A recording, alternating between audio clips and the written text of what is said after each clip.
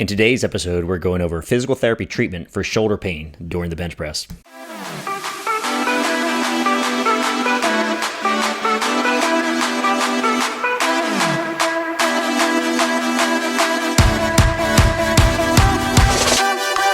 Welcome to the Fitness Pain-Free Show, where I help physical therapists learn how to get their clients out of pain and back to training in the gym. My name is Dan Pope, and I'll be your instructor. I'm a physical therapist, coach, and fellow meathead. I love training just as much as you do and want to help you get all of your patients out of pain and back to the gym where they belong. First and foremost, thank you so much for your support. You truly allow me to do what I love for a living. My name is Dan Pope. I'm a physical therapist, coach, personal trainer, and meathead. This is the Fitness Pain-Free Show, where we help physical therapists like you get your patients out of pain and back in the gym where they belong. If you're watching this on YouTube, please hit that like button, leave me a comment, and subscribe to the channel. Helps me a ton with that algorithm. And then if you're listening to this via podcast, give me a positive rating and review, please. It helps tremendously. So, first and foremost, why is the bench press so important? Well, here's what's kind of interesting. If you start looking through some of the medical literature on the bench press and shoulder pain, you'll find that the bench press is the most common cause of shoulder pain in both powerlifters as well as bodybuilders. For bodybuilders, you're also finding quite a bit of pain in overhead press. And I'll tell you what, this is very, very consistent with my own observation. The number one offender for most people, they come to me. I'm a physical therapist, right? So people come to me with their pain problems in the gym is generally heavy bench press, right? But what I will say is that for CrossFitters and recreational Olympic weightlifters, you're not going to see the same type of pain problems in the bench press simply because they don't do it so much, right? So when I see recreational weightlifters, the biggest issue I see by far is shoulder pain, and especially in the bench press. So what are the most common causes of shoulder pain during the bench press? And we'll start this one off with a story, right? This is actually a story I've heard multiple times. So I'll be working with a patient and they're talking about their shoulder and they're talking about shoulder pain. And they say, you know what, Dan, I think my technique is off, right? I kind of bring my shoulder blades back. I pin my shoulder blades down on the bench and I'm pressing, but I still feel pain, and from what I've read, my technique is actually pretty good. So I have no idea why I'm having pain. I might have to adjust my technique and maybe my, shoulder will feel good at that point. And basically what this means is that folks think that technique is everything when it comes to injury, right? And I got to tell you, I talk about technique all the time being one of the factors that can relate to an injury, but you have to keep in mind that injury is complex and multifactorial, right? And what that basically means is that gaining injury is coming from a variety of different places, and it's actually really tough to trace where that injury comes from, right? I can't really put my finger on one thing always. And what we're going to do is we're going to extrapolate a little bit from sports injury research. So this is coming from multitude of different sports. The next few things we're going to rattle off here. It's important to keep in mind that you should take that with a grain of salt because we don't have great research for people in the gym that have shoulder pain that hurt specifically with bench press, right? But I think we can do a decent job of guessing where some of these injuries are coming from. All right. So the first one is just introducing a bench press program or any other intense upper body training program too quickly. All right. So if you're not really prepared for the forces on your shoulder during the bench press and you're doing a bench press program, let's say 3 days per week, right? You weren't doing anything prior, or maybe the program prior, you're only pressing, 1 day per week. You're really not prepared for that volume and or intensity of bench press, right? So the big thing here is if you're not prepared for a given program to jump straight into it, your risk of injury goes up. So that could be a definite cause of your shoulder pain while bench pressing.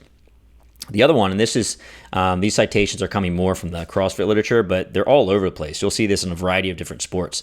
So if you're a novice trainee or you're basically new to a given activity, and in some of these studies, it was less than 6 months, even less than a total year. If you've been training for an entire year, you may think that you're actually not a newbie anymore, but really anything up to a year, at least in these studies, will increase your risk of getting injured, right? I think that goes back to the prior thing we're talking about here. It's just that if you haven't really prepared that shoulder for the activity you're throwing at it, and it takes a long time, then you're more likely to get hurt, right? The next one that gets people is a lack of consistency with training, right? So if you're missing some days, right, and you're trying to double down on others because you missed the prior day's work, you're not giving your body a steady amount of a given stress where it can adapt to over the course of time. You're given a varied stress, it's up and down, and because of that, it's having a hard time probably adapting. And the other part is when you have those spikes, when you're doing more than what you're prepared for, you're more likely to get hurt. One of the things I found a lot when I was doing my literature review for this lesson today is that anabolic steroids pop up a lot as a potential cause of injuries, particularly in the powerlifting community. I got to be honest, there's steroid use in all different sports, but obviously there's also steroid use in powerlifting, bodybuilding, some of these strength sports. And there is a thought that there's a link between anabolic steroids and injury. And the last one here is just excessive training volumes, right? So too much training via sets, reps, frequency, etc., right? And here's a concept you should probably keep in mind. The more often you expose yourself to, let's say, bench press or any other exercise, the more opportunities you have to get hurt, right? So if I'm going to train the bench press 3 times per week, I'm probably about 3 times as likely to get hurt as someone that trains 1 time per week, right? And that's simply because you just do more and more. The other thing to keep in mind is that fitness is protective. So if I am preparing my shoulder for more bench press slowly over the course of time, I'm probably a little bit more resilient than that person that doesn't bench press too frequently, right?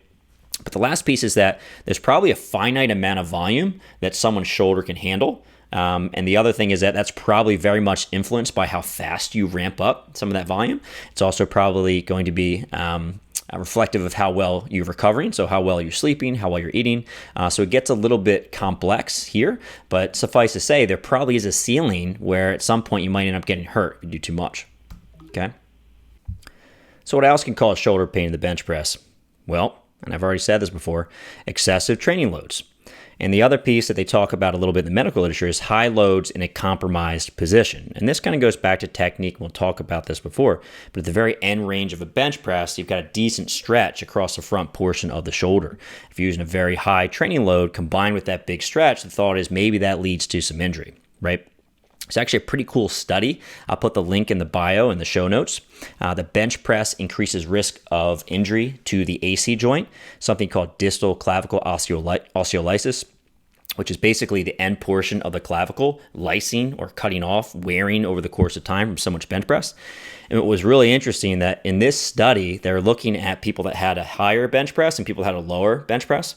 And the differentiating factor for those who end up getting this DCO or this AC joint arthritis over the course of time were folks who were able to bench press greater than 50% of their body weight for their 1 rep max. And what's really interesting is that the folks that weren't able to bench press over 1.5 times their 1 rep max did not have the AC joint pathology, the folks that could bench press over 1.5 times their max, right? Kind of interesting. So this is pointing to higher intensity or just pushing the weights more may increase your risk of injury.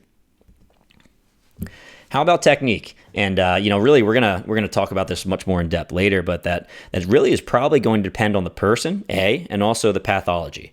So what do I mean by that? So if you have someone that has anterior instability of the shoulder, right? So they don't have a lot of stability in the front part of the joint, right? If you use a really wide grip and I go very deep into a bench press, that provides a big stretch on the front portion of my shoulder. And that might not be the best exercise for someone that has anterior instability. It may stir up some of their symptoms.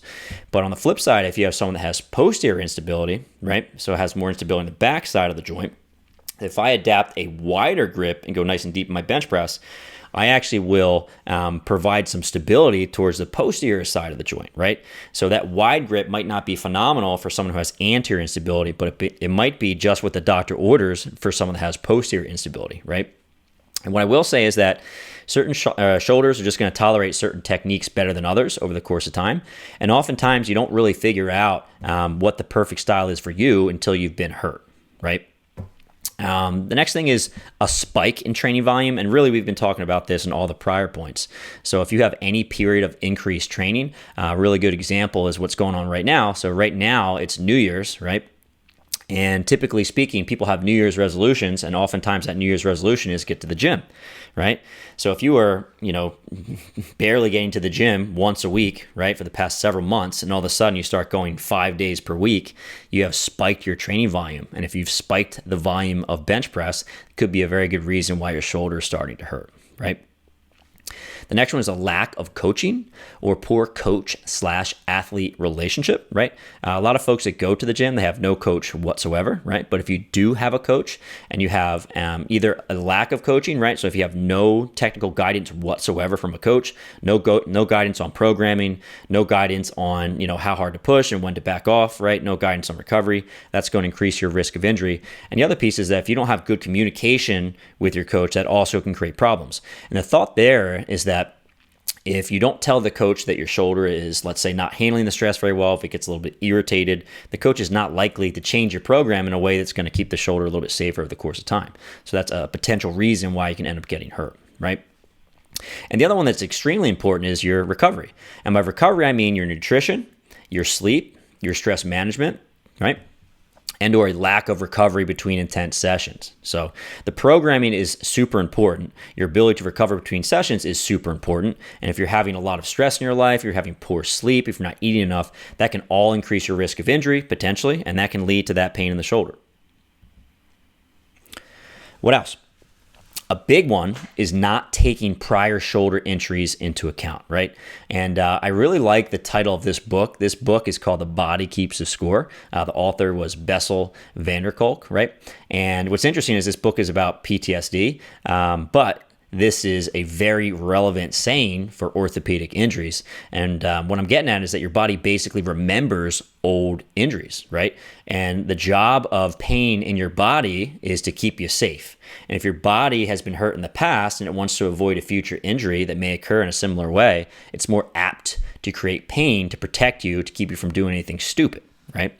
So if you have a history of getting hurt over and over and over again in a particular way, your body is probably going to try to protect you and give you pain a little bit more quickly compared to before you had any pain, right? Before your very first injury.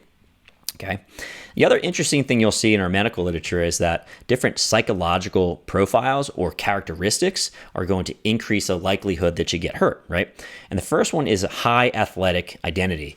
And basically what that means is how highly do you identify as an athlete, right? Or as a powerlifter, or as a bodybuilder, or as a fitness guy, right? And what ends up happening is that if the most important thing in your life is your fitness, your working out, your sport, whatever it is, your sense of self is completely wrapped up, right, in that identity.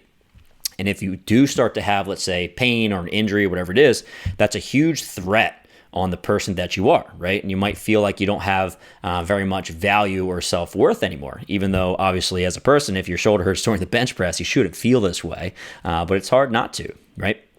And folks that have this super high athletic identity, they like to continue pushing through pain oftentimes because if they don't have the ability to be strong, they're not a valuable person based on their sense of self, right?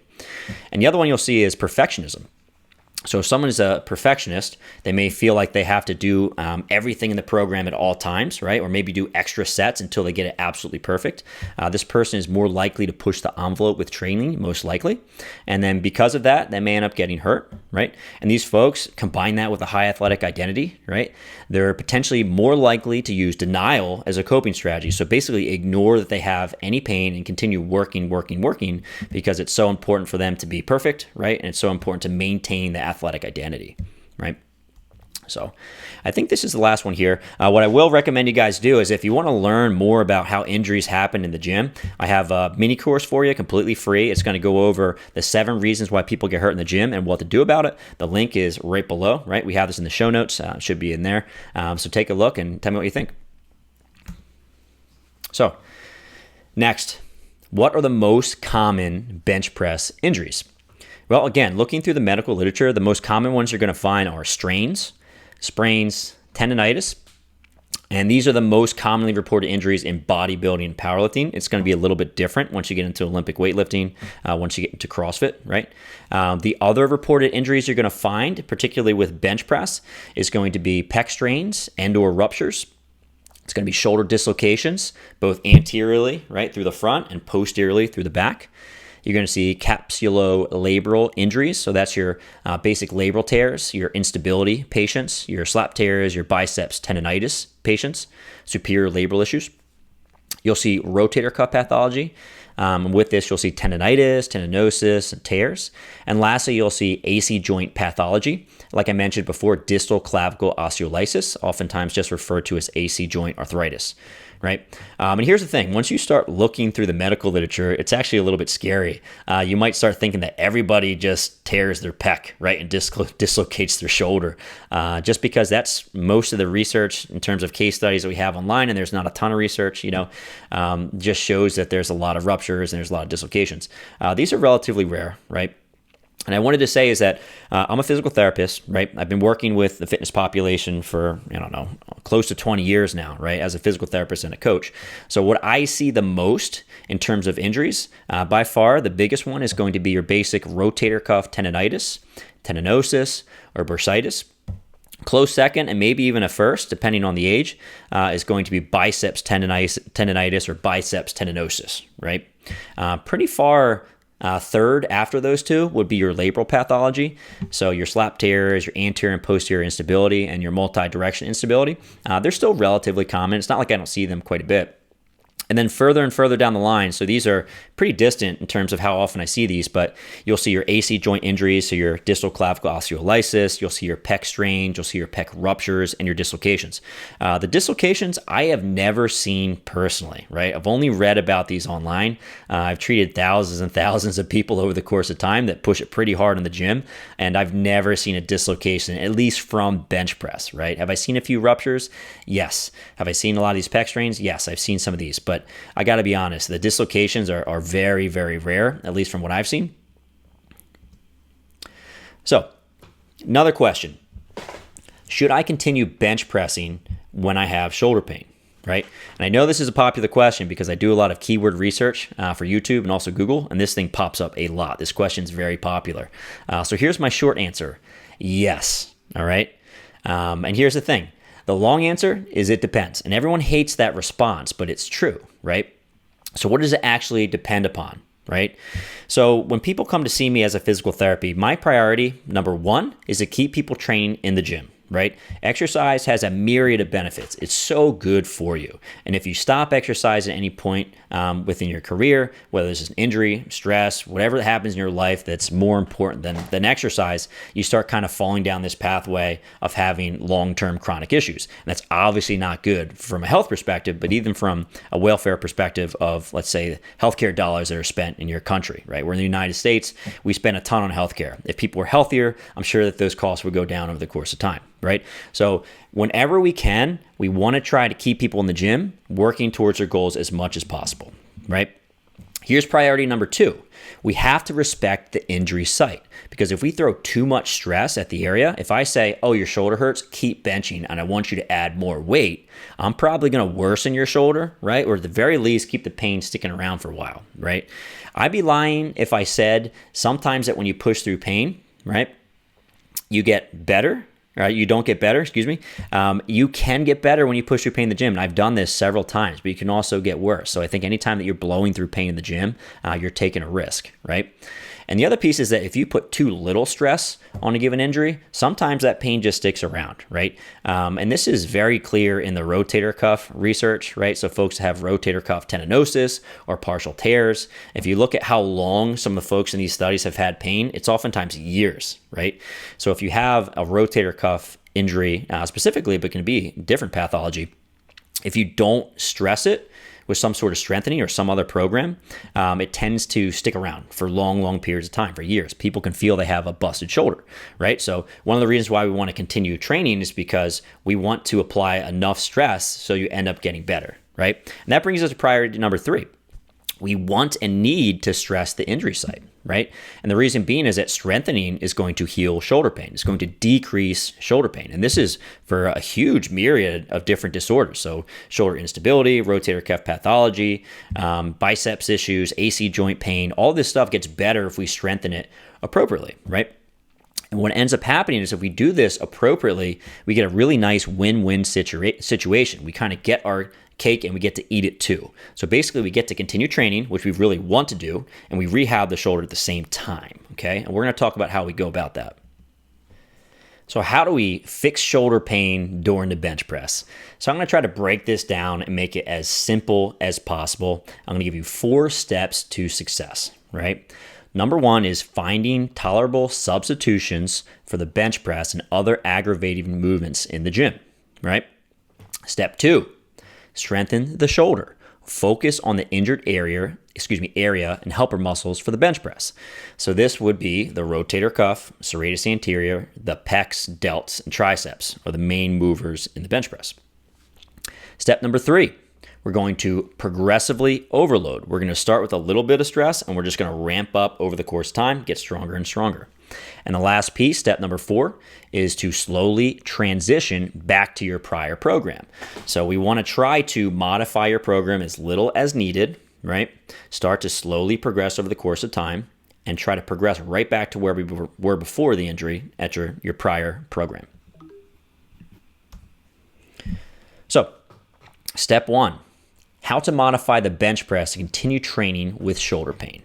So our goal is to find the hardest and most similar bench press variation the shoulder tolerates well with minimal pain on a given training day. And the reason being is because we want to try to keep our program as similar as possible, because hopefully your program is well thought out, it's good for you, and it takes you in the direction you want to be from a fitness perspective. We don't want to move very far from that, because if we start moving farther from that, we're actually going to get worse results long term from a fitness perspective. So we're going to try to get away with as much training as we possibly can. With that being said, here are the general guidelines for the movements that you choose. First and foremost, we want the pain to be less than or equal to a 3 out of 10 on a 0 out of 10 VAS pain scale. So 10 out of 10, worst pain you ever experienced, 0 to 10, 0 pain. We want to be about a 3 out of 10 or less. We're looking for minimal soreness after you perform the bench press. So let's say you go to the gym, you pick a bench press modification, feels pretty good, 3 out of 10. At pain at most, but that night you're super duper sore, super painful. It was probably a little bit too much, right? We're also making sure that there's minimal soreness the following day. So again, if I'm bench pressing and it feels pretty good, but the next day I feel terrible, that was probably too much stress as well. We want to make sure there's minimal soreness during, after, and the next day, right? And the last piece, and this is probably the most important, is that you really want to look for progress from week to week and month to month. So if you're pushing through a decent amount of pain, but you're finding that your strength is going up, your pain levels are going down, you're using more challenging bench press modifications, you're moving in the right direction, okay? And here's reality. Some folks are going to be able to get away with minimal modifications and continue training. Some will need more drastic modifications, and a small subset may need to completely eliminate anything that resembles a bench press. This would be your very, very serious injuries and post-surgical patients, obviously. But for the most part, we keep most people doing some version of a press that's looking a little bit like a bench press at least, right? So step 1, when we're trying to modify the bench press, is we first try to attempt to modify the load, right? And we can do this through a variety of different ways. And the reason why we do this is because of most folks that have shoulder pain in the bench press, the big thing they don't tolerate is going to be how much weight's on the bar. It's super common for a patient to come in to see me and say, you know what, my shoulder hurts when I bench press, but it really only hurts when I get above 80% of my 1 rep max, all right? And here's the thing, if we keep them below 80% of their 1 rep max, they can probably train all day and feel great, right? So for that person, that would be a phenomenal modification. So how do we attempt to modify loads? Well, there's a variety of ways to do this. One very simple way that I use quite often is to reduce the RPE, or the rate of perceived exertion. So basically, how hard you feel like you're pushing your sets on a scale of 0 to 10. 10 out of 10 is basically, a train ran over your mother and you have to deadlift the train off your mother to save her life. You're going to use 10 out of 10 effort, right? 0 out of 10 is you're doing absolutely nothing. For most folks, they probably train somewhere between the 7 and 9 out of 10 range, if I had to guess, right? But we can very easily just go down a notch, right? So if I normally train at an 8 or a 9 out of 10, how would I cut that down to a 6 or 7 out of 10, right? So I make things just a little bit easier. I decrease the load. That's oftentimes to get enough to get away with training for the day and feel pretty good about it. right? And I actually just released a podcast about this last week, but if you train to failure versus you take a few notches off the intensity scale, you have very similar improvements in strength and size. So it's, when people do get hurt, I think it's important they understand that, because oftentimes they feel like they need to push as hard as they possibly can to continue progressing. But oftentimes we can take a few notches off the intensity, take a little bit of weight off the bar, and proceed at the same exact rate, all right? So make sure you tell your patients that if they don't know that. The next thing we can do to modify load is to slow down the movement. This is where I like to use tempos, right? So let's say I'm bench pressing for the day. My shoulder is bugging me, right? So I'm going to try to slow it down and see if that decreases my pain. So I may have a 2 count on the way down. So bar is completely locked out. I unrack. I go down on a count of 2, 1, 1,000, 2, 1,000. No pause at the bottom. I come up on a 2 count, 1, 1,000, 2, 1,000. And I just go up and down at the 2 up, 2 down tempo. And here's what happens. When you do a tempo, you have to knock some weight off the bar, right? There's more time and attention. It's more challenging for the muscles just because they're working for a longer period of time, and you simply can't lift as much weight. So it's actually a pretty good way to continue getting, a strength benefit and a hypertrophy benefit, getting some good time and retention without irritating the joint, right? And the other thing you can do besides just a tempo, and in reality this is a variation of a tempo, but just adding a pause. Oftentimes in the bench press, I'll just tell people, give me a 1 second pause at your chest and a 1 second pause at lockout. And that's enough for them to have to slow things down enough that they have to knock some weight off the bar, and then they may be able to train just fine for the day. So that's another option. It's something you can try. And the last one, and this is one of my favorite ones to try, is just to increase the repetitions, right? So let's say you're supposed to do a 5 rep max today, and that's maybe 90% of your 1 rep max or something along those lines, right? That might not feel very good. But I tell you what, if I tell you, hey, instead of doing a 5 rep max, try a 12 rep max, right? And now all of a sudden someone's using like 75 or 80% of the max just because you simply can't do 12 reps with 90%, right? So we knocked off 10% off the bar weight-wise, and you often will find that people can tolerate the bench press really well, right? And over the course of time, obviously, we can progress back to the heavy lifting, but for the day, we can survive and potentially help heal the shoulder by decreasing some of that stress via increasing the reps. Okay. Now, what else can we do? Let's say that you're supposed to bench press for the day and you try to modify the speed, you increase the repetitions, everything's feeling like crap, right? What do we do next to try to continue training? Well, what I'd like to do at this point is to attempt to find a similar movement, right? And you're looking for a movement that's very similar to the bench press.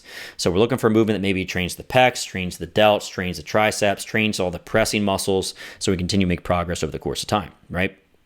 A couple mistakes I see from patients when they come in, they'll say, hey, bench press was hurting, so I stopped all upper body exercise in the gym. And in my mind, I'm like, wow, that was a big time mistake, because you probably could have gotten away with like 90% of the movements in the gym, right? And you could have gotten the benefit from 90%, but instead you decided to stop everything, right? And I think another mistake is people will say, bench press hurts, so I took out all bench press and I just do a lot of rows instead because I heard that was good for my shoulder. Now, I think rows are great for your shoulder, but I don't think that you should make the jump straight from bench press all the way to row, just because a row is using completely different muscle groups, right? So A, we're not working towards our goal of building pecs, building shoulders, building the pressing muscles, right? And B, we're not putting stress on the right tissues anymore, okay? So that kind of violates those initial priorities that we're talking about. So what do we do in terms of modifications? Well, I make a lot of these modification ladders, and what these ladders are a series of exercises, and they go from the most challenging exercise for the shoulder all the way to the easiest exercises on the shoulder, all right? So taking a look at this modification chart right here, all the way to the left, if bench press is bothering you, right, and you tried to modify the speed or the reps and it's not working, then you can try a close grip bench press, right? Oftentimes changing the grip is enough to maybe offload an irritated structure in the shoulder, and all of a sudden you feel pretty good. You can also try a floor press, and what this does is it shortens that range of motion, right? So again, we're probably not stretching the front of the shoulder, giving that example earlier, if people have, let's say, anterior instability, and oftentimes you can get away without any pain. And the last one is trying to change the angle. So trying, let's say, an incline bench or a decline bench. I'm not exactly sure why it helps to change the angle, but my thought is that it probably offloads certain tissues, certain structures in the shoulder, and people end up feeling A-okay, right? Let's say none of those are feeling very good, right? You've tried all these, they all kind of hurt. What do we do next? Well, The next variations I like, they don't look like a barbell bench press anymore, right? We're starting to see different implements. So we have a landmine, we have some dumbbells, we're using our body weight, but we're still pressing, right? So we're still working similar muscles and we're still stressing similar structures because the stress is what heals things. So these are oftentimes pretty good ideas. One of my favorites is going to be a half kneeling landmine press. So basically you have a landmine set up in the corner, you've got one knee on the ground, one foot on the ground, and you're pressing overhead, right? Another good option to try is dumbbell bench press. So dumbbell bench press does a few things. One, you can't use as much weight because it's unstable implement, and because of that, it knocks the weight off of what you can handle. Two, it changes the grip a little bit, so you're a little bit more in a neutral position as opposed to pronated, right? Which a barbell forces you to do. And the other piece is that if you have kind of a larger dumbbell, you might not be going quite as deep, because if you're doing a dumbbell bench press, obviously you can moderate how far down the dumbbells are going, but the dumbbell is going to hit your chest, and usually it's going to touch your chest at a higher depth than a potential barbell would, because a barbell goes a little bit deeper. And last, you can try a push-up. Push-ups are interesting because they allow the shoulder blade to move freely. And I don't know exactly why push-ups can potentially feel better than a bench press, but it might be one of the reasons why push-ups feel great when bench press feels terrible, right? Oftentimes, for a lot of irritated shoulders, they're really not going to be able to tolerate much of any pressing variation. And if that's the case, I usually resort to trying a few different crawl variations. So a forward crawl as well as a backwards crawl. I also like to try lateral crawls. And then lastly, you can try a shoulder tap. So even folks that are very irritated, they can oftentimes get away with some of these movements. And again, we're not pressing, but we are working similar muscles. So I think that's decent. And the last thing I would try, if everything else fails, if everything feels terrible, then you want to try to substitute a rowing exercise in place of a pressing exercise or all of the other movements I just talked about. So I really think it's a last case scenario, and it's fine to do this, right? It's okay if you need to, but I would try all these other variations before I'd go to the row. Okay, let's bring my face back. Right? So a really good honorable mention that I use a lot with my patients is blood flow restriction training. And if you haven't tried blood flow restriction training before, it is taking a blood pressure cuff that goes around your upper arm, right? So at the very bottom insertion of the deltoid, it kind of goes right around that area, as tight up around the armpit as you can get it. And then you will restrict the amount of blood flow to that area. And when you exercise, you get some cellular swelling, and you also get lactic acid buildup. You have more hydrogen ions in the area, and it burns, right? If you're using blood flow restriction training, it's not allowing those to leave the area as fast as they normally would, okay? And the swelling, as well as the acid, is thought to create the failure within the muscle, right? So because you have the blood flow straps on, the muscles fatigue much more quickly than they normally would. And because of that, you don't have to use as much load in order to get the training effect. So you'll get more improvements in strength and hypertrophy without the same loads, right? Typical strength training, you're needing 80% more of your 1 rep max. For blood flow restriction training, you're only using 20% of your max. So if I'm not tolerating very much pressing at all, maybe I'll try a really light pressing variation, 20% of my max, and just do lots of repetitions, okay? And this is a phenomenal way to continue training, right? I did read one study, and I can try to find the link for you guys, but it was in powerlifters. And what was interesting is that they had 12 weeks of training, and this was for the squat, right? So it wasn't for the bench press. But what they ended up doing is one group took a 4-week block of their 12-week training period, and all they did was blood flow restriction training, right? The other group just did 12 weeks of regular training. And at the end of the 12 weeks, they retested their 1 rep max. And what's interesting is that they all made improvements. So both groups made improvements, but the blood flow restriction training group made the same amount of improvement as the regular strength training group, which is amazing because if I have an injury, right, and I need to take 4 weeks off from heavy training, I can actually make the same amount of progress than someone else that trained heavy for those 4 weeks, all right? And that's pretty amazing, right? So that's another really good modification you can try before going from a press exercise to a row. Okay. What is the next step? We're going to need to strengthen the shoulder. And where are we focusing? So where focus is going to be on the injured area and the helper muscles for the bench press. More often than not, I think the most common injured area that I see, right, and again, I'm just guessing, right, these are all anecdotes, is going to be the rotator cuff. I think most people are dealing with some sort of rotator cuff tendonitis, tendinosis, partial tear, something along those lines, right? Certainly could be something different, but I do think that the cuff gets irritated quite frequently, right? So this is a decent example. Now, what are the helper muscles for the rotator cuff in the bench press? Well, you have the serratus anterior, your pecs are obviously producing force, the delts, the triceps, all of those muscles are going to help produce force for the bench press. And what we want to try to do is build a balanced program. So not only are we focused on the pressing muscles in the rotator cuff, we're also going to focus on the lats, traps, biceps, and upper back. So we just want to have a nice comprehensive strengthening program and make sure I target the injured structure. Okay, I don't want to completely eliminate all training that aggravates it. I actually kind of like the idea of stressing a little bit.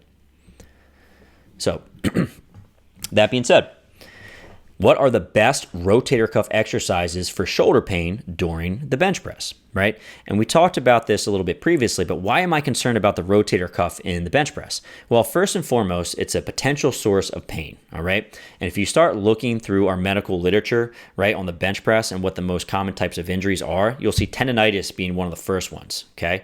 And which of the rotator cuff muscles do you think gets aggravated? Well, generally speaking, the supraspinatus and the infraspinatus, so the top and the back part of the rotator cuff most often have tearing over the course of time, right? Can you tear the other ones? Of course you can. But generally speaking, the supra and the infra are the most common injuries, okay? So here's the other thing that's important about the infraspinatus and the supraspinatus. Infraspinatus maybe even more so. So when you bench press, you will utilize your pecs and you're going to use your delts, okay? They attach on the front of the humerus, okay? So when they contract really hard when I'm doing a bench press, that's going to pull the ball anteriorly or forward in the socket, all right?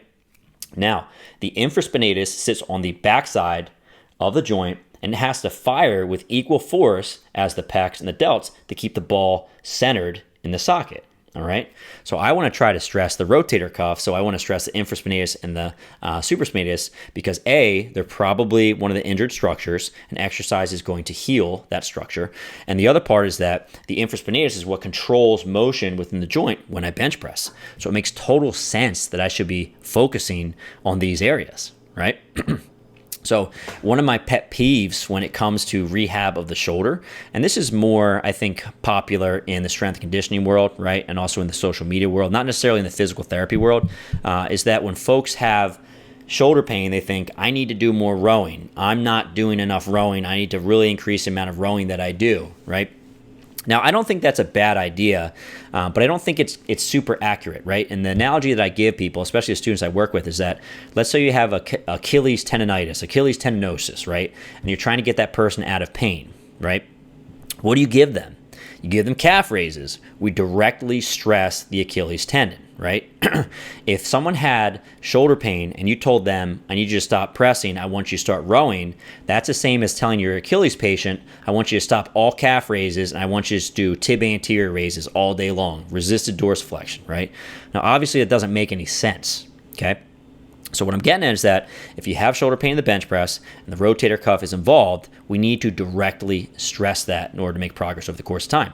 Yeah, sure, keep your rows in the mix. Rows are not going to put so much stress on the shoulder. You can probably train those heavy, but make sure you train that part of the rotator cuff and also your pressing because that's going to train the rotator cuff as a byproduct.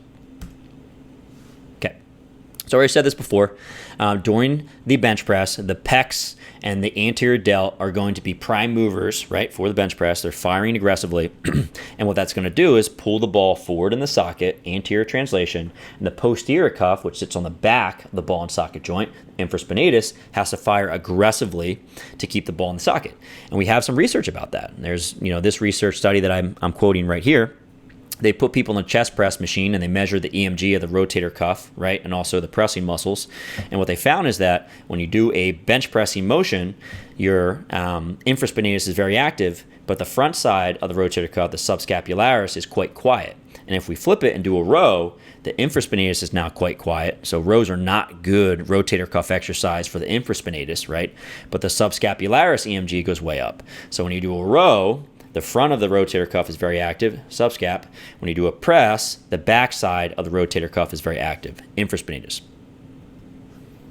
So, I think this is hilarious, I hate rotator cuff exercise. I'll just say that. They're so boring. I feel like you're not accomplishing much of anything when you're doing rotator cuff exercises, but they're so freaking important. And I tell people that they need to eat their vegetables. You know, what I mean by that is that no one likes to eat vegetables, but we know that they're really good for you. So you got to do it, right? You got to eat your broccoli, carrot, salad, all that stuff. That's healthy for you. Working your rotator cuff is kind of the same way. And I think oftentimes people get way too fancy with their shoulder rehab when they need to really stick to the basics. So what are my favorite rotator cuff exercises for shoulder pain during the bench press? It's the basic stuff. It's a sideline dumbbell external rotation here. Great EMG of the infraspinatus, okay? It's a tall sitting dumbbell external rotation. So basically, Kiefer over here is doing a side sit. He's got his elbow resting on his knee here, and he's doing external rotation, internal external rotation with a dumbbell. One of the reasons why I like this exercise is because we have the shoulder sitting the elbow sitting at about the same angle as the shoulder, which is going to mimic very similar forces that you're going to see in a bench press. Obviously, when you bench press, your elbow is going to be more or less level with the shoulder, a little bit down towards your side a bit, depending on how wide your grip is. I'm also a very big fan of 90-90 band resisted external rotation. I like to have the elbow a little bit higher, again, because I think it more closely resembles the bench press, right? It's also a little bit more challenging on the shoulder than a typical sideline dumbbell external rotation. And the last one is a dumbbell scaption. The reason being is because it is a phenomenal exercise to isolate the supraspinatus, which again is the most common tendon that gets irritated in the shoulder, right? And especially during bench press. So now we have the rotator cuff stuff covered. What else do we need in a bench press program, right? So first and foremost, it just needs to be well-rounded, okay? So you're doing your modifications for the bench press, right? You want to pick modifications that are as similar as possible to the prescribed exercise and set and rep scheme of the day that you can tolerate well with minimal pain, which for me is usually about 2 times per week. I'll do some sort of bench press variation. Additional rotator cuff strengthening should occur about 3 times per week, right? And then you want to make sure you incorporate a lot of other exercises for the shoulders, scapular stability, so posterior delts, rhomboids, upper trap, mid trap, low trap, lats, all that good stuff. If you want to see an entire sample program, I have them for the bench press in Fitness Pain Free Insiders. I have a sample program for someone who has shoulder pain that's trying to get out of pain and back to bench press. I'll put the link in the bio. It's $1 for a week trial if you just want to check it out and download the sample and cancel. I'm okay with that, but hopefully you find extra value beyond that. So here's the story about how I fix my shoulder pain during the bench press, right? Now, I hurt my shoulders once every 1 to 2 years, right? And it's not always a bad injury. I always continue training, and oftentimes I make minimal changes, as you'll see in a minute. But I tend to hurt my shoulder once every 1 to 2 years. It's been happening for years. My very first shoulder injury that I can remember was when I was in college. I was about 19. I had no idea what I was doing, and it kind of ruined my world because I didn't feel like I had any control whatsoever over my training, and training was so important to me that I was just depressed and miserable, right? But since then, I've gotten a lot better. And to be honest, following a few fairly simple steps, we can get most of our patients back in the gym, right, and get them feeling better relatively quickly. So you don't have to have your patients fret so much. There is a solution for this, okay? So first and foremost, I really want to try to keep things as simple as possible. I think people overcomplicate rehab. Do you have to make your rehab more complicated sometimes? Certainly. The large majority of people, though, I really don't think so. So we're going to teach you a few simple steps on how to do this, all right? So step 1 is to find tolerable substitutions for the bench press and other aggravating movements in the gym. Okay, so we can't continue blowing through pain in the gym. We have to find suitable modifications that allow you to continue training with minimal pain. Okay. Number 2, strengthen the shoulder, and we're going to focus on the injured area. Right. Oftentimes that's the rotator cuff and the helper muscles for the bench press. So we're going to focus on the rotator cuff, serratus anterior, some of the scap muscles, as well as the pecs, delts, and triceps. Right. We're going to start with a little bit of weight, and we're going to progressively overload over the course of time. So a little bit of weight and then more weight over the course of time. Easy exercises, harder exercises over the course of time, all right? And then you want to slow transition back to the prior program. So here's my most recent injury, right? And this is kind of an embarrassing one because I was using such little weight. I haven't done a lot of overhead pressing in my training program. that recently. So I wanted to try to get back to some overhead press, and I started with a very light barbell overhead press. And the plan for today was to do 4 sets of 12, right? And I started with 65, and that's, quite light. I'm actually a little embarrassed about this.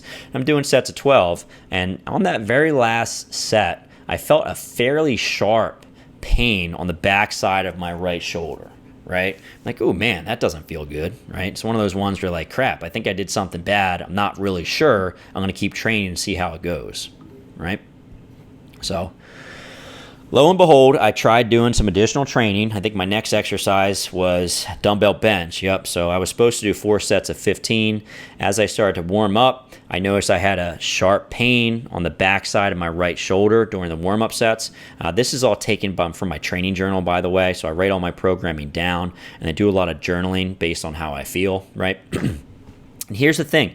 My shoulder was killing me, and I was trying to find a modification and really wasn't finding much luck. So my shoulder hurt quite a bit during dumbbell bench press. I tried changing the angle. I tried a closer grip to see if that felt any better. Didn't feel better whatsoever. I tried to modify to some other pressing variations. I tried some landmine. I wasn't feeling very good. The dumbbell bench already felt terrible, right? Push-ups were a no-go. I actually was able to tolerate some of the crawling exercises, but I made a decision to try to continue with some pressing because I wanted to try to keep the training stimulus as similar as possible on that day. So I opted into some BFR, right, blood flow restriction training, incline push-ups. So I basically took a barbell, put it in a squat rack so I was inclined on an angle, and just did a whole bunch of repetitions. And what's really, really nice about blood flow restriction training is that you only have to use a small percentage of your 1 rep max, around 20%. So for me, I just pretty much went to failure. I did the typical 30 repetitions first set, 15 the second, 15 the third, 15 the fourth, and I feel like I got a really good training effect for my pressing muscles, my pecs, my delts, my triceps that day, and it wasn't bothersome. So I was able to get through the BFR incline push-ups without much trouble, which is phenomenal because I started the set feeling absolutely god-awful, and I finished that set feeling great, right? Feeling like I'd actually accomplished something, and I wasn't aggravating the shoulder in the process, right? So what I ended up doing over the next few sessions is I had to make sure I was modifying all the other painful movements in the gym. So one of the movements that was giving me trouble was a weighted push-up, right? And I was prescribed to do a weighted push-up with a 2-second lower and the pause at the very top part of the push-up. And what I found is that when I warmed up for the push-ups, they felt terrible also. So again, I went through my shoulder pain and bench press modifications, and the exercise that I stumbled upon that felt pretty good, that was still challenging, was a reverse crawl. So I did a few sets of reverse crawls. I did a lot of high repetition work.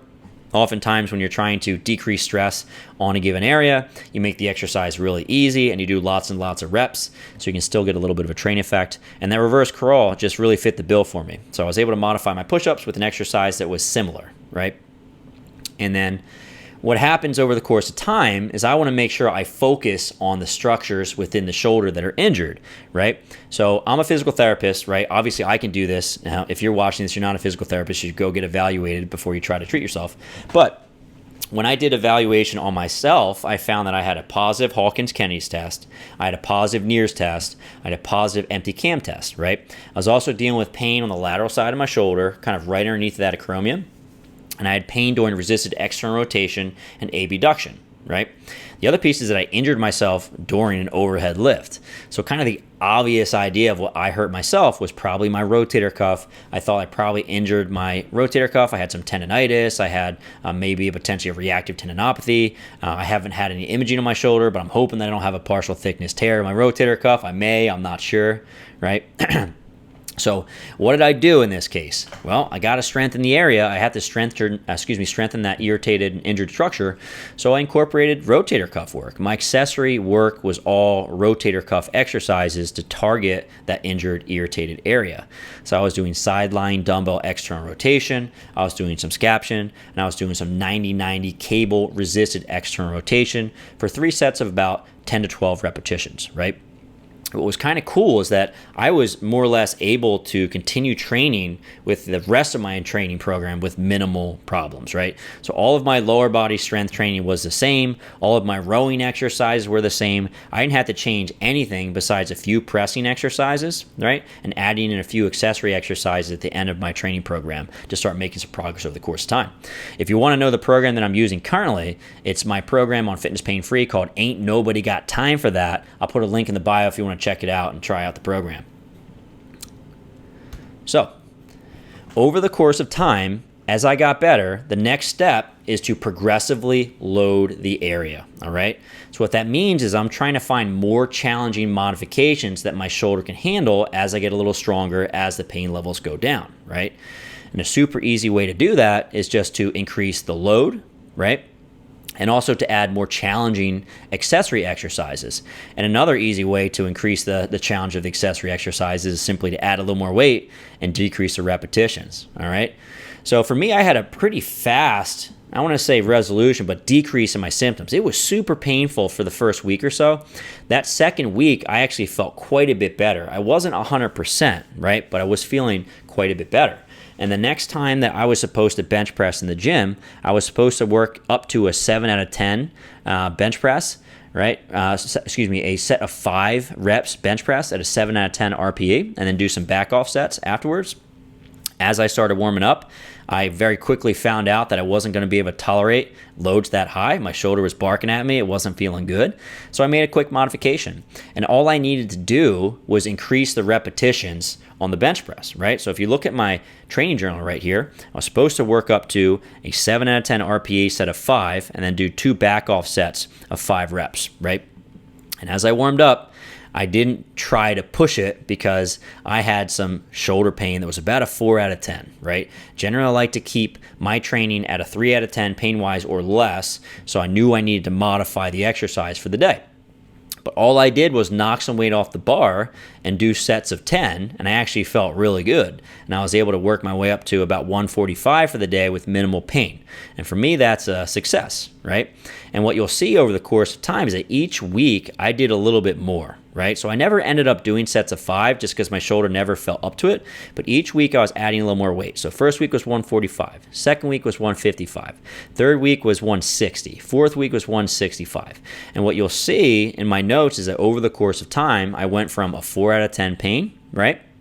I went down to minimal right shoulder pain. So basically I wasn't feeling it very much at all. I was feeling quite good, right? And over the course of time, I also need to modify some of the other pressing exercises in the gym. So one of the movements I was supposed to be doing that month was a 60-degree incline dumbbell press. I was prescribed to be doing 2 sets of 8 per side. And my shoulder was kind of bugging me when I was doing that. So I knew I needed to decrease the load a little bit. And adding a pause at the top of the motion and the bottom of the motion was enough to decrease the load to the point where I can train with minimal pain. So that's a modification that I chose over those next 4 weeks, right? And as you can see, I started with the 50s and 45s, worked my way up to 50s for all of the sets, right? And then week 3 and 4, I increased the amount of repetitions, and I was able to use the same weight, so I got a little bit stronger, and the shoulder's feeling quite good. So I was kind of achieving a very similar goal as what the program laid out for me, but I wasn't irritating the shoulder in the process, and that's really what we're looking for.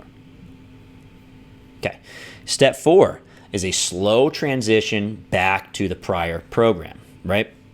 So if we take a look at the bench press, because really that was one of the most offending movements and one of those things I really wanted to get back to over the course of time, right? I think this was maybe 2, maybe 3 months later in my training journal. I was supposed to be working up to a 7 out of 10 RPE set of 3 bench press, which over the course of 4 weeks works up to an 8 out of 10 RPE, 9 out of 10 RPE, 10 out of 10 RPE set of 3 with some back off sets, right? Which is pretty tough on the shoulder. So I gave it a shot. I wanted to see how the shoulder felt on week 1, and I was actually able to work up to, what I felt was a 7 out of 10 RPE with 3 out of 10 shoulder pain, right? So I was kind of within those parameters. I did what was prescribed for the day, and I had minimal pain. So that's a big win. And on week 2, I was able to increase the weight a little bit. Week 3, I was able to increase the weight a little bit. Week 4, I was able to increase the weight and pretty much hit what I felt was true failure at that point. I did a set of 3 at 250, right? Don't make fun of me. I know it's not a ton of weight, but I hit 250 for a triple with minimal right shoulder pain, right? So I was actually able to transition back to the training program by about month 2 to 3. Even though I had a little bit of pain, I knew I was moving in the right direction. I was making progress. I wasn't worried about my shoulder because I knew I was following kind of those principles of not irritating the shoulder and slowly ramping up over the course of time, right? And here's the thing, around 2 or 3 months, I was mostly back in action. I think around month 4 or 5, I wasn't having pain anymore. I was feeling quite good, right? And every time I hurt my shoulder in the gym, I follow a very similar procedure, right? Modify things as much as I need to. If it's a really bad injury, I have to modify a little bit more. And as I progress over the course of time, you just ramp up, trying to keep the program as similar as it's laid out in the beginning, right? While respecting the injured shoulder. Okay, so that's it for the main presentation of the day. Next, I want to go over some questions and answers submitted from you guys. Thank you so much for sending these over. We have some good ones today. I'm actually pretty excited to crack into these, right? So the first question we have is, what's the best bench press technique for shoulder pain? The next one we're going to go over is, how long does it take for shoulder pain to go away? Next one is, how do you maintain good mental health while enduring a lengthy injury recovery? And I got a pretty funny bonus question at the end there that you'll see, right? So make sure you stick around for the end. So, what's the best bench press technique for shoulder pain and long-term shoulder health? Well, that's a great question. And my answer is, it probably depends. Probably, right? And I know that's not the answer you want to hear, right? But let me explain a little bit. I think that's probably more true than saying there is one technique that's better than another, right? So there's no research to show one technique is superior to another, right? No one has done a research study where they take a large group of lifters, right? And let's say one group of lifters, they lift with a close grip with a big arch when they bench press, right? And group 2, they bench press with a really flat arch, right, with a really wide grip, right? And let's say they control the programming, so all the sets and the reps are exactly the same from group to group. They control all the other variables, so recovery, all the other accessory exercises in the program, and they follow them out over 10, 20, 30 years. And at the 30-year mark, they ask them what their pain is like, what their injury history has been like, and they do MRIs of the shoulder. That study doesn't exist, right? So we don't have good research to show close grip is better than wide grip, having an arch is better than not, packing the shoulder down and back is the key to shoulder health. We don't know that, okay? So I think it's really, really important that you just at least, keep that in the forefront of your brain. So when someone tells you that they've figured out the best technique for shoulder health, they're just guessing. Really, they're really just guessing. And I personally think that your technique is going to depend a lot on your goals, right? So if you're a bodybuilder, right, your technique is going to be a little bit different than a power lifter. So a power lifter is going to be trying to lift as much weight as possible. They're usually trying to get a really big arch when they bench press.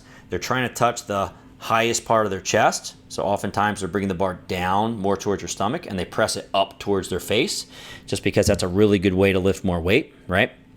The bodybuilder might be using no arch because they want to have more range of motion at the shoulder, a little more time under tension for the muscle. Maybe that builds a little more muscle mass. You may find they use a little bit of a wider grip. They may be more narrow, depending on what they're trying to target. Let's say they lower the bar closer to their throat because they want to try to put the barbell in a position that stresses the pecs more. Maybe they're trying to get more pec work out of the exercise than the power lifter is, right? So this individual is going to bench press a little bit differently just because their goals are different. And let's say that you're a general fitness person and you don't really care that much about the differences in bench press. Your goals for the bench press can be very, very different because you're probably just trying to get a little bit of work to the pecs and the delts and you don't really care too much about load. You just want to be healthy, okay? The other thing that technique is going to depend on is going to be your injury history, right? And everyone's going to be a little bit different. I've kind of had my own arc in terms of what's felt good, over the course of time. So generally speaking, I hurt my shoulder with a bit of a wider grip. So for years and years, I was always very narrow because that felt very good. And over the course of time, I slowly opened my grip up to the point where I could actually tolerate bench press quite well, and I haven't had much trouble. I still have to be a little careful with that wide grip. I do find that if I do too much volume, intensity, whatever it is over the course of time, that irritates me. So I do find that, at least for me, using a bit of a closer grip is a little safer on my shoulders. It feels a little bit better, right? The other piece is going to be pathology, right? So if you have a specific injury to a specific part of your shoulder joint, you may find a certain technique feels a little bit better for you versus someone else that has a different injury, different pathology, and they feel better with a different technique, right? So let's talk about some potential pathologies, right, that are actually a little bit inverse. So if you have anterior instability, so basically the front portion of your joint is a little bit lax, when I am bench pressing, right, and let's say I'm using a really wide grip with my elbows flared out wide, when I go to the end range of horizontal abduction, so if I'm really deep into my bench press, that's going to stretch the anterior capsule, right? So if I have anterior instability, oftentimes it feels bad when I stretch the capsule because it's a little bit loose, maybe it's injured, your body says, I don't like it being here, potentially you're at risk for having a dislocation, right? Like I said, it's very uncommon for that to happen, but it potentially could happen. For an individual that has anterior instability, if you reduce the range of motion, right, so maybe a partial range bench press, or if you use a closer grip, so if I take my grip in a little bit, then I'm not going to have as much horizontal abduction. My elbows won't be able to flare quite as much. They'll be a little bit more down by my side. It will reduce the amount of stretch and stress to the anterior capsule. I might feel a whole heck of a lot better when I bench press, okay? Let's say I have an individual that has posterior instability, right? So the back side of the joint is a little bit more lax. If I use a wider grip on that individual, as I descend further and further into the bench press, there's actually less and less stress on the posterior capsule. I actually have the posterior capsule getting smaller or shrinking as I go into horizontal abduction, right? And the other piece is if I use a wider grip, that's going to center the ball in the socket. So the humerus is going to be centered more in the glenoid simply because the angle of my arm with a wide grip versus a close grip. If I use a closer grip and I have posterior instability, that's going to stretch the posterior capsule a little bit more, right? And it's not going to line up the glenoid, the humerus into the glenoid as well as I'd like. So these are two separate pathologies that may enjoy one technique more than the other just because of the nature of the injury, right? So what about distal clavicle osteolysis? So when I am bench pressing, right, one of the ways we theorize the AC joint gets irritated is that if I'm going deep into a bench press, all of the horizontal abduction at the shoulder is going to distract the AC joint, right? And then as I press and I go back to my lockout position, you go right back to compression again. So it's one of these things where you distract the joint and press it back together, right? And the thought being is if you do that with a lot of load over the course of time, it can cause more wear and tear to the AC joint, right? So if I limit the amount of horizontal abduction, again, by going a little bit less deep, so maybe focusing more on floor press as opposed to full range bench press, or if I take my grip a little more narrow, so now when I bench press, my shoulder is more into pure extension as opposed to horizontal abduction, it may take some of that stress off the AC joint, right? And the other one is pec strains. So that's another fairly common injury with the bench press. If I use a wider grip that puts my pecs in a better position to produce force, I'm going to utilize more of my pecs probably when I bench press, which may not feel good if I have a history of pec strains, right? So maybe I will feel a bit better with a closer grip if I'm that pec strain guy, right? So the other thing to think about is that altering your technique is just going to alter the stress, okay? So I really like this analogy. It's robbing Peter to pay Paul, right? So if I am going to be stressing, let's say, my shoulder less with a close grip bench press, you better bet that stress is going to go somewhere else. So the tricep, right? The other piece is if I go from a wide grip bench press to a close grip, I might use less weight because I simply can't use as much weight with a close grip bench press, and that's actually where the weight goes, right, off the bar because you don't have the strength to lift it. So A few things to keep in mind. If you use a close grip, that's going to reduce torque on the shoulder, right? If you want to see the research studies where I'm taking this from, it's going to be in the show notes, all right?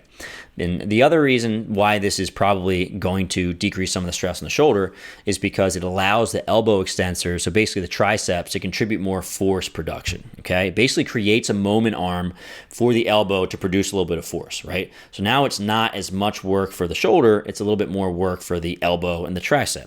So because of that, a little less stress on the shoulder, right? Another reason why going to a close grip might be a little bit helpful on the shoulder is because going wider, going more narrow, so taking a closer grip, places the pecs in a less biomechanically advantageous position, right? And it also shortens the range of motion, which is going to reduce stress on the anterior capsule and the stretch on the AC joint, right? Another interesting thing I found in this same study is that if you use a pronated grip, right? So typical bench press grip, you're going to place the supraspinatus, right? So the top part of the rotator cuff underneath of the acromion. And because of that, maybe you're a little more likely to impinge the supraspinatus with a pronated grip. And if you use a supinated grip, so an underhand grip, and I got to be honest, not a lot of people use this grip, but in some folks with shoulder pain, it feels great, right? What you're doing is you're taking the supraspinatus out from underneath the acromion, and you're placing the long head of the biceps underneath the acromion, right? So let's say that the supraspinatus is not tolerating compressive forces of impingement, right, of the acromion pushing down on it. And if you take your hands and flip them underneath to a supinated grip, all of a sudden the supraspinatus is no longer being impinged. Now the long head of the biceps is under the acromion, right?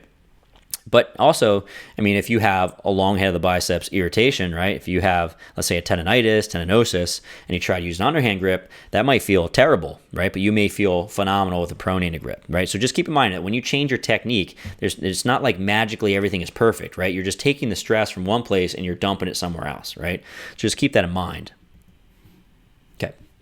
So final thoughts on what's the best bench press technique for shoulder pain.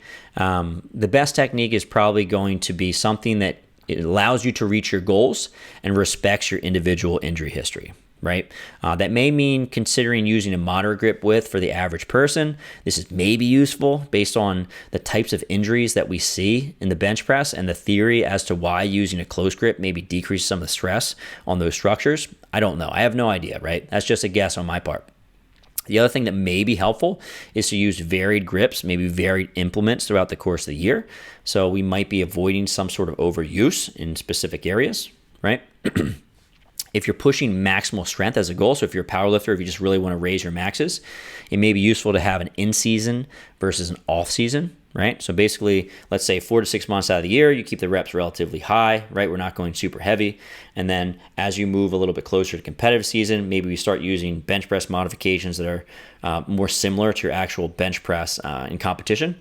And we make the reps a little bit lower and we increase the loads so that you have some success at the powerlifting meet, right?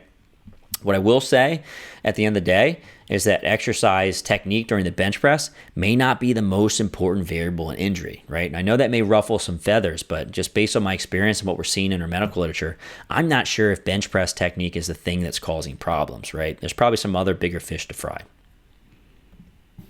So, how long does it take for shoulder pain to go away, particularly if you have an injury from bench pressing? So here's what's pretty interesting. I'm taking this from a research study on weight training athletes, right? So it's not just in powerlifters, bodybuilders. It's in a variety of different sports that weight train. So the large majority of injuries go away in less than 2 weeks. In fact, study by Calhoun and Fry, so I'm going to have the link in the show notes, reported that 90.5% of all injuries force the athlete to rest for less than a day. Right? So the large majority, 90% of these injuries that they're reporting are getting better in less than a day. It doesn't even take a full day for people to get better, right? That's crazy.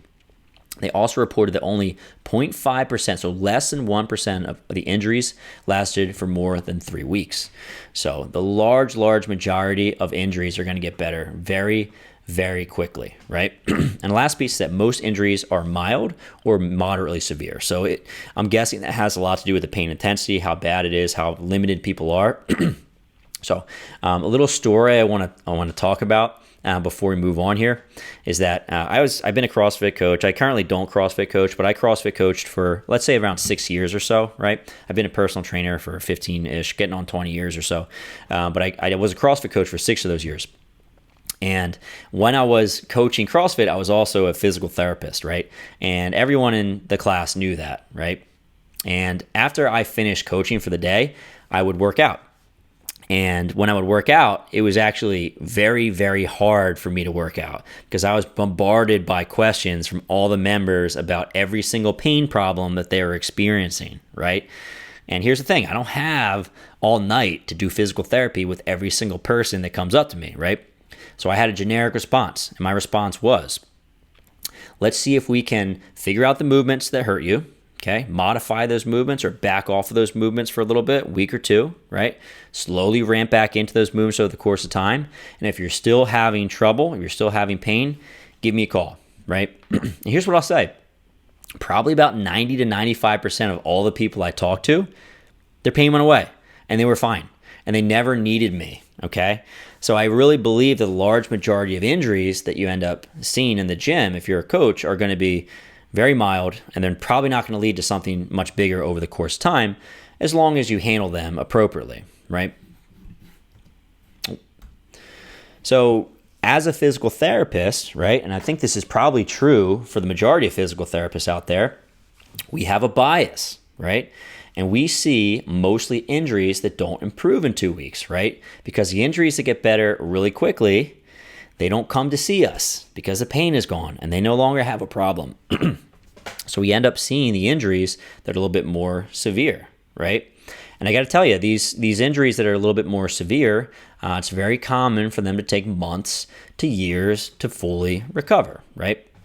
And this is an anecdote. I've hurt myself several times, and it's taken me 9 to 12 months sometimes to get back to the point where I can really train at the same rate I did before, right? Every time I've gotten out of it, I've been lucky, I guess, so far. No surgeries or anything like that. I'm always able to get back to the movements I want to. You will find quite a bit of research, particularly in the rotator cuff. So we're talking about rotator cuff tendinosis or partial thickness tears. They commonly take several months to improve, right? And they're often symptomatic for years prior to any form of intervention.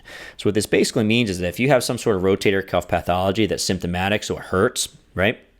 If you do nothing and try to rest it away, there's a chance it just sticks around for years and never improves, right? If you look at some of these rotator cuff studies, oftentimes these folks were experiencing pain for 1, 2, 3, 4 years before they got into this study to try a strengthening program, right?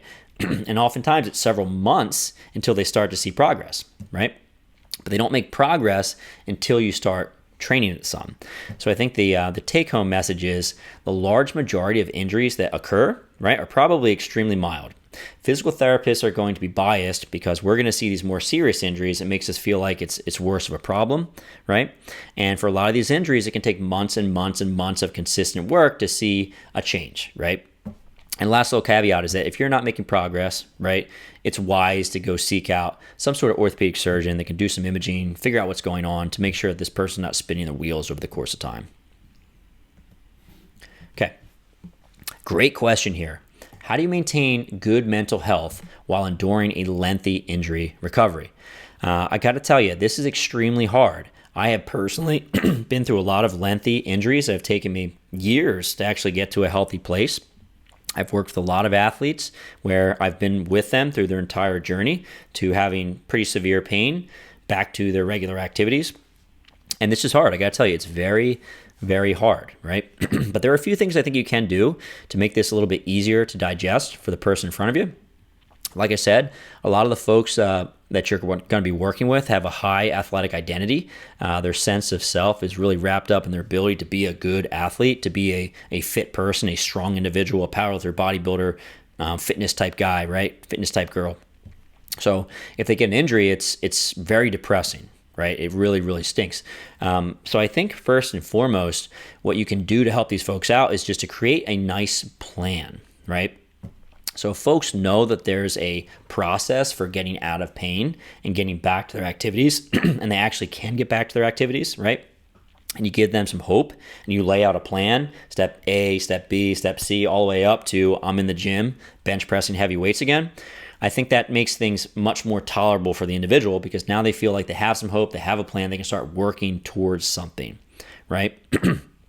I think the other thing that's helpful for a lot of folks is to create new goals, right? So a good example would be, I have a powerlifter that comes in, and let's say that they can't bench press, and they're really, really upset about that, right?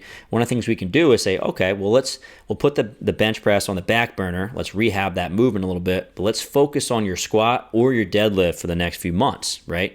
So all of a sudden, you have an individual that's super depressed about their bench press. Let's get their mind off of the bench press. Let's put it on the squat. Let's put it on the deadlift. Let's focus on things we actually can progress, right? And over the course of time, you get a little excited because you're still pushing yourself in the gym. You're still making some progress, right? And I think the other piece that I do that helps folks out a lot is that if you're really smart about your training modifications, if you do a really good job about, let's say, slowing down bar speed or increasing the reps, decreasing the loads in smart ways that allow you to continue making progress over the course of time and still get a training effect. So if you find good training modifications, if you can find some movements where people can still train with minimal pain for the shoulder, not only are they going to get better over the course of time, but they're still going to make some progress, right? So I find it, if you're creative as a physical therapist, you can find ways of training, right, through or with an injury for the most part, unless you have, let's say, like a fracture in your foot and you have to put it in a boot, right? There's certain things that you need to stop stressing completely, but very few of those. I think very often we can still get away with a very similar activity to allow people to continue to train so that mentally they still feel like they're progressing and they don't feel so sad and depressed like they can't do what's so important in their life, right? Okay. And probably the most interesting question that I've received this week is, how is it working with Master Lenny? So this question comes from @LenMacPT, Lenny Macrina himself. And so how is it working with Lenny, Master Lenny Macrina? Well, I wrote a few bullet points. This is basically the first few things that came to my mind. So first and foremost, it's really a dream, right? It is a dream. I feel like, every time I go into work, I'm basically, have fallen asleep, and it is the most glorious dream that I've ever experienced, right?